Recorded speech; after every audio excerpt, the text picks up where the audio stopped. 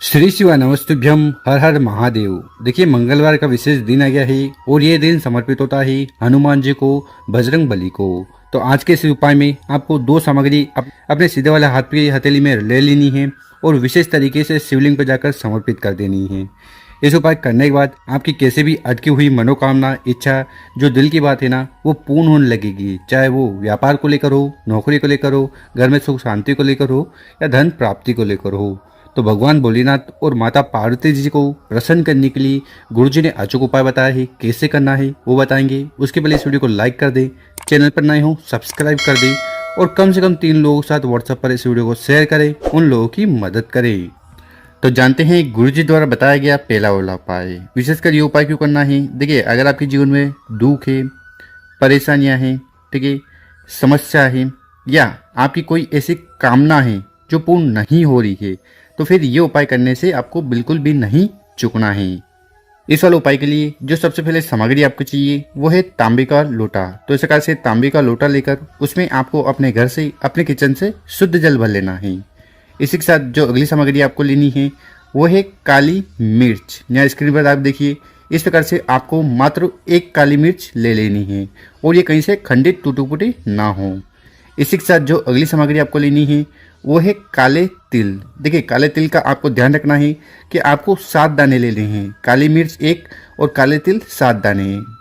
और फिर आगे जो भी सामग्री बताई है उनको लेकर आपको शिव मंदिर चले जाना है। सुबह करना चाहो तो ये उपाय सुबह कर लीजिएगा या इस उपाय को आप शाम को भी कर सकते हो। और शिव मंदिर में पहुंचकर जो भी पूजन पाठ पहले आपको शिवलिंग की करनी है वो कर लीजिएगा। फिर आपका जो चेहरा है वो उत्तर दिशा की तरफ होना चाहिए। देखिए, शिवलिंग के ऊपर काले तिल और काली मिर्च का उपाय करने से सारी दुख परेशानी समस्या समाप्त होती है। तो इस उपाय में सबसे पहले करना क्या है कि आपके पास जो तांबे का लोटा है ना, उस तांबे के लोटे को उठाना है और धीरे धीरे कर पूरा जल शिवलिंग के ऊपर समर्पित कर देना है। ओम नमः शिवाय, श्री शिव नमस्तुभ्यम, इन मंत्रों का स्मरण करते हुए जल समर्पित कर दिया। उसके बाद आपके पास जितने भी काले तिल के दाने हैं और 1 काली मिर्च है, इन दोनों सामग्री को उठाना है और अपने सीधे वाले हाथ में इस प्रकार से रख लेना है। हाथ में रखने के बाद आपको कुंदकेश्वर महादेव जी से प्रार्थना करना है और वो जो दोनों सामग्री है ना, उसको आपको अपने सीने से, अपने छाती से स्पर्श करवाना है और आपके जीवन में जो भी दुख, परेशानी, समस्या है या जो भी कामना है जो आप चाहते हो कि पूर्ण हो जाए, तो उसके लिए प्रार्थना कर लेना है, ठीक है। और उसके बाद आपको इस प्रकार से मुट्ठी बना लेना है। क्या करना है, उन दोनों सामग्री को अपने हाथ में रख लेना है और इस प्रकार से मुट्ठी बना लेना, ठीक। उसके बाद उस मुट्ठी को उठाना है, शिवलिंग से स्पर्श करवाना है और यहाँ पर फिर से आपको जो भी दुख, परेशानी, समस्या है उसका स्मरण करते हुए उन दोनों सामग्री को एक एक कर शिवलिंग के ऊपर समर्पित कर देना है।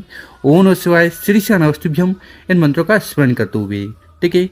उसके बाद आपको शिवलिंग के पास बैठ जाना है। अपना नाम और गोत्र का उच्चारण करते हुए भगवान भोलेनाथ से, कुंदकेश्वर महादेव जी से प्रार्थना करना है कि आपके जीवन में जो भी दुख, परेशानी, समस्या है उन्हें समाप्त करें और आपकी जो भी कामना है, इच्छा है जो अटकी जा रही है उन्हें पूर्ण करें। तो ऐसी विशेष प्रार्थना करते हुए पहला वाला विशेष उपाय जरूर करिएगा। अब जानते हैं गुरुजी द्वारा बताया गया दूसरा उपाय। विशेषकर ये उपाय आपकी हर प्रकार की जो कामना है ना, उन्हें पूर्ण करेगा। देखिए, बहुत सारे लोग परेशान रहते हैं कि हमारा व्यापार नहीं चल रहा, ठीक है, हमारी जो नौकरी है वो लग नहीं पा रही है, नौकरी में प्रमोशन नहीं हो पा रहा है। तो ऐसी कौन सी भी समस्या है ना, तो ये उपाय करने से नहीं चूकना है। और ये दूसरा वाला उपाय कैसे करना है वो बताएंगे। उसके पहले अपने शुभ हाथ से 2 कार्य कर लें। एक तो इस वीडियो को लाइक कर दें और कम से कम 5 लोगों के साथ व्हाट्सएप पर इस वीडियो को शेयर कर दें। तो इस वाले उपाय के लिए फिर से आपको इस प्रकार से तांबे का लोटा ले लेना है, ठीक है। तांबे का लोटा लेकर उसमें आपको अपने घर से, अपने किचन से शुद्ध जल भर लेना है। इसी के साथ जो अगली सामग्री है वो है बेलपत्र। कितने बेलपत्र की जरूरत है, तो गुरुजी ने कहा है कि आपको गिनकर 3 बेलपत्र लेने हैं और जो बेलपत्र लो ना, वो कहीं से खंडित, टूटे फूटे नहीं होने चाहिए, क्योंकि कोई भी खंडित चीज शिवलिंग पर समर्पित नहीं की जाती। तो इस प्रकार से सामग्री इकट्ठा कर आपको अपने घर के आसपास जहाँ पर भी शिव मंदिर है वहाँ चले जाना है।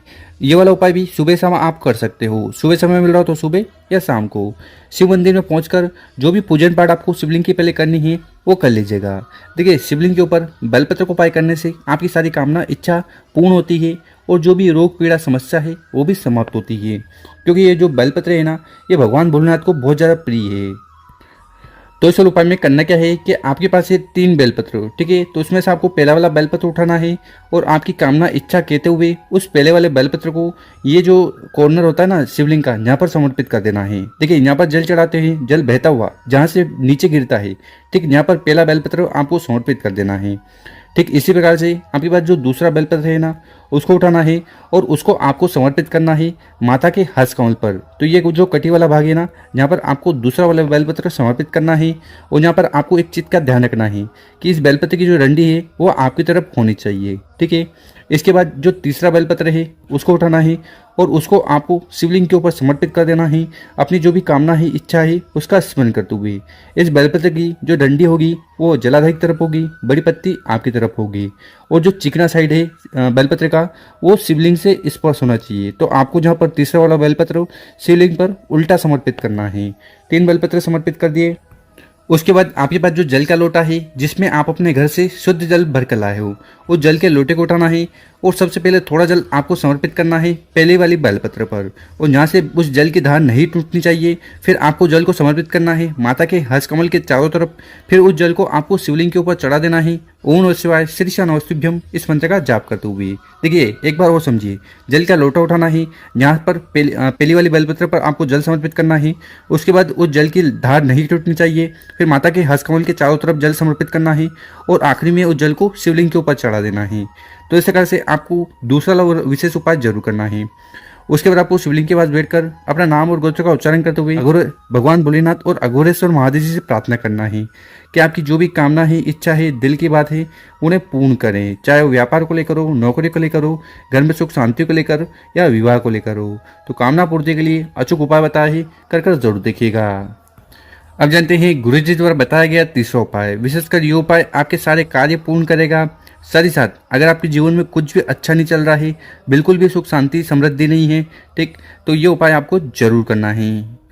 तो इस उपाय के लिए जो सबसे पहले सामग्री आपको चाहिए वो है हल्दी, ठीक है। कौन सी हल्दी? देखिए इस वाले उपाय में आपको ये जो पाउडर वाली हल्दी आती है ना, ये ले लेनी है। कितनी लेनी है? मात्र 1 चम्मच। इसी के साथ जो अगली सामग्री है वो है बेलपत्र। कितने बेलपत्र की जरूरत है? तो गुरुजी ने कहा है कि मात्र आपको 1 बेलपत्र लेना है और वो कहीं से टूटा फूटा नहीं हो। अगर आपको बेलपत्र नहीं मिल पा रहा है तो शिव मंदिर जाइएगा, शिवलिंग पर चढ़ा हुआ बेलपत्र उठाइएगा, शुद्ध जल से धोइएगा और फिर उपाय में उपयोग कर लीजिएगा। इसके साथ जो अगली सामग्री आपको लेनी है वो है शहद। कितना शहद लेना है? तो मात्र 1 चम्मच शहद आपको इस वाले उपाय के लिए ले लेना है। और आखिरी में हर बार की तरह जो हम सामग्री लेते हैं वो है तांबे का लोटा। तो उस प्रकार से तांबे का लोटा लेकर उसमें आपको अपने घर से, अपने किचन से शुद्ध जल भर लेना है और फिर आगे जो भी सामग्री बताई है उनको लेकर शिव मंदिर चले जाना है। सुबह शाम इस उपाय को कर सकते हो और मंदिर में पहुंचकर उत्तर दिशा की तरफ मुंह कर बैठ जाना है। देखिए जैसा कि हमने बताया ही, शिवलिंग के ऊपर बेलपत्र का उपाय करने से हर प्रकार की कामना इच्छा पूर्ण होने लगती है। ठीक इसी प्रकार से शहद का उपाय करने से घर में सुख शांति समृद्धि आती है, दुर्भाग्य दूर होता है। तो इस उपाय में सबसे पहले करना क्या है कि आपके पास जो तांबे का लोटा है ना, उस तांबे के लोटे को उठाना है और धीरे धीरे कर पूरा जल शिवलिंग के ऊपर उड़ेल देना है, समर्पित कर देना है। शिव पुराण का जो मूल मंत्र है ओम नमः शिवाय श्री नमस्तुभ्यम मंत्रों का स्मरण करते हुए जल समर्पित कर दिया। उसके बाद क्या करना है, आपको इस प्रकार से एक कटोरा लेना है। सब कटोरा लेकर जो 1 चम्मच शहद हमने आपको बताया है उस कटोरे में डालनी है। साथ ही साथ जो 1 चम्मच हल्दी है वो भी आपको इस कटोरे में डाल देनी है और अच्छी तरह से आपको लेपन तैयार कर लेना है। शहद और हल्दी का लेपन तैयार हो गया। उसके बाद क्या करिएगा, आपको इस प्रकार से श्री लिखना है। कहाँ पर? तो बेलपत्र की जो बड़ी पत्ती है उसके ऊपर श्री लिखना है और नीचे वाली जो पत्तियां हैं उस पर आपको इस प्रकार से स्वास्तिक बनाना है। तो इस प्रकार से आपको ये बेलपत्र सजा लेना है। उसके बाद उस बेलपत्र को उठाना है। आपकी जो भी दिल की बात है, कामना है, इच्छा है जो पूर्ण नहीं हो रही है, साथ ही साथ जो आपके कार्य अटके जा रहे हैं, आपके जीवन में बिल्कुल भी सुख शांति नहीं है, तो ऐसी कौन सी भी समस्या है ना, तो उसके लिए प्रार्थना करते हुए उस बेलपत्र को शिवलिंग के ऊपर समर्पित कर देना है। ओम नमः शिवाय श्री नमस्तुभ्यम मंत्रों का स्मरण करते हुए इस बेलपत्र की जो डंडी हुई वो जलाधार की तरफ होगी, बड़ी पत्ती आपकी तरफ होगी और जिस साइड आपने हल्दी और शहद लगाया है वो शिवलिंग से स्पर्श होना चाहिए। तो आपको उल्टा बेलपत्र समर्पित कर देना है। लेकिन यहाँ पर आपका सवाल होगा कि शिवलिंग के ऊपर कभी भी हल्दी समर्पित नहीं की जाती। हाँ मानते हैं, पर कोई ऐसी विशेष उपाय होता है ठीक है, उसमें हम हल्दी का उपयोग कर सकते हैं। और यहाँ पर हम डायरेक्टली शिवलिंग के ऊपर हल्दी नहीं लगा रहे हैं, हमने यहाँ पर शहद के साथ लेपन तैयार किया है और फिर हल्दी को समर्पित किया है। ठीक है, तो इस प्रकार से आपको तीसरा वाला उपाय करना है। उसके बाद आपको शिवलिंग के पास बैठकर अपना नाम और गोत्र का उच्चारण करते हुए भगवान भोलेनाथ से प्रार्थना वगैरह कर लेना है कि आपके जीवन में सुख शांति समृद्धि आए, आपके जितने भी कार्य अटके जा रहे हैं उन्हें पूर्ण करें। तो गुरुजी ने बहुत ही अचूक और विशेष उपाय बताया है, कर जरूर देखिएगा। मेरे प्यारे दोस्तों, वीडियो अच्छी लगी हो तो इस वीडियो को 5 लोगों के साथ व्हाट्सएप पर, इंस्टाग्राम पर या फेसबुक पर जरूर शेयर करें, उन लोगों की मदद करें। ओम नमः शिवाय, जय श्री महाकाल। मिलते हैं हम आपसे एक और नई वीडियो में।